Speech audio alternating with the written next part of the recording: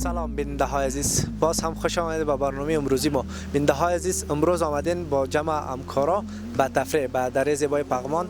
قسمی که در ویدیوی قبلی شما مشاهده کردین که همکارای ما مصروف ثبت برنامه هستن، بیایی که یک مزاحمت برشان کنیم. السلام علیکم. علیکم سلام. محترم استاد خیر ساعت کده خیر سلام ان شاء الله قدر او بخیر مزاحم سوما لکه مهرباني تاسو صاحب لومړی د ځان لیدونکو ته معرفي کړه.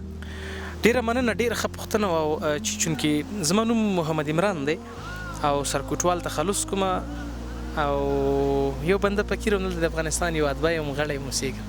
ډیر ښه محترم استاد، بغیر له استادای نه څه مصروفیت لري؟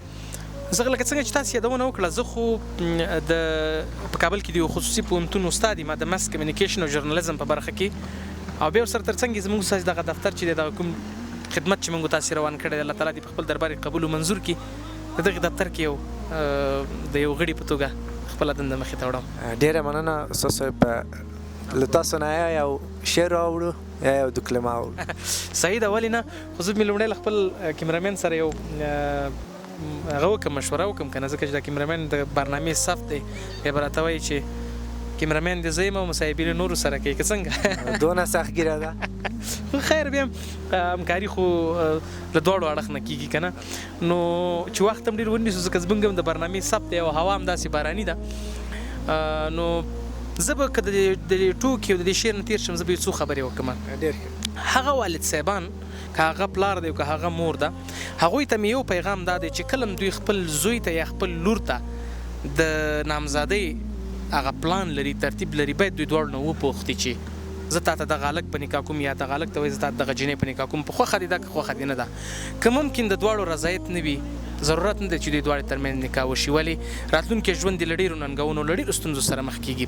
نو له ټولو والد صاحبانو نه مې غوښتنه او تقاضا دا ده چې دغه یو دیني او یوه اسلامي مسله ده، باید دې کې له خپل زوی او له خپل لور نه وپوښتل شي چې دغه هلک تا ته په نکاح کوم یا دغه جینۍ تا ته په نکاح کوم، خوښه دې ده خوښه دې نه ده. کله چې رضایت وشو نو ژوند دی ضرور له خوند او له ذوق نه ډک وي. ډېره مننه. ډېره مننه استاد صاحب، ډېره ضروري خبره وه. الله به باد لره خیر وسي. ښه برنامه درته غواړم. ډېره مننه. کور مو آباد. خیر وسي. ډېره مننه.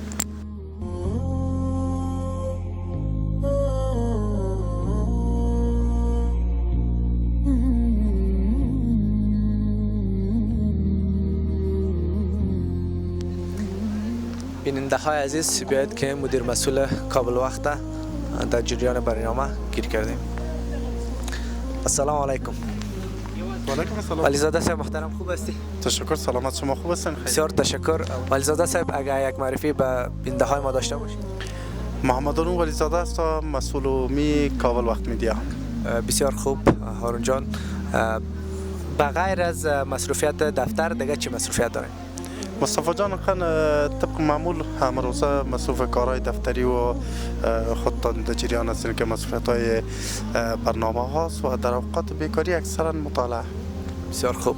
بیننده های عزیز، هارون جان بسیار یک دکلمه عالی میکنه، یک شعر ازش میشنویم. خواهش میکنم مصطفی جان، دیگه اینجا میلای ما نمیتید؟ نه دیگه هارون جان، باید یک شعر برای ما بگی. خب بیا، خیر توکل به خدا، انشالله یک چیزی که میگیم که خوش بیننده ها بیاین.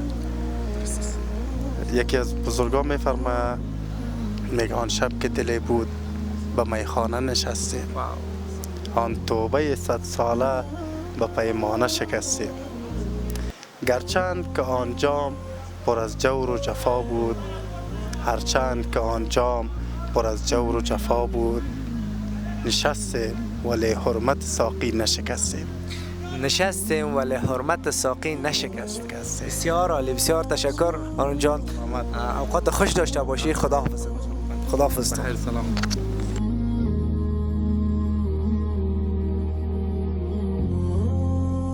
سلام علیکم. سلام، خوب هستی مصطفی جان؟ بخیر. روی جان خوب هستی؟ سلامت باشی لالا مصطفی. روی جان یک معرفی اگر به دوستا داشته باشی.